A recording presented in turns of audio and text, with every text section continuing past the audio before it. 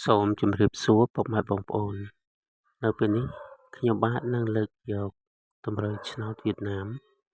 ម៉ោង 1:30 នាទី ម៉ោង 4:30 នាទី ម៉ោង 6:30 នាទី ថ្ងៃទី15 ខែមិថុនា ឆ្នាំ 2025 ដើម្បីមកចែកជូនពុកម៉ែបងប្អូនដើម្បីចាក់ផ្សងសំណាងតម្រូវសម្រាប់ថ្ងៃទី15 ខែមិថុនា ឆ្នាំ 2025 គឺមានលេខ 44 69 26 លេខអុកមាន2ខ្ទង់គឺអុកខ្ទង់40ហើយនិងអុកខ្ទង់60 សូមពុកម៉ែបងប្អូនជួយចុច Subscribe ហើយនិងសញ្ញាមេដៃសញ្ញាកណ្ដឹងដើម្បីទទួលបានវីដេអូថ្មីៗដែលខ្ញុំបាទបានចេញជារៀងរាល់ថ្ងៃសូមជូនពរ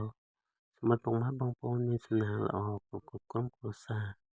បើសិនជាពុកម៉ែបងប្អូនមានចម្ងល់អ្វីមួយចង់សាកសួរ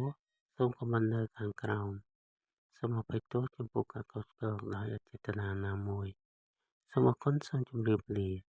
ជួបគ្នានៅវីដេអូក្រោយៗទៀត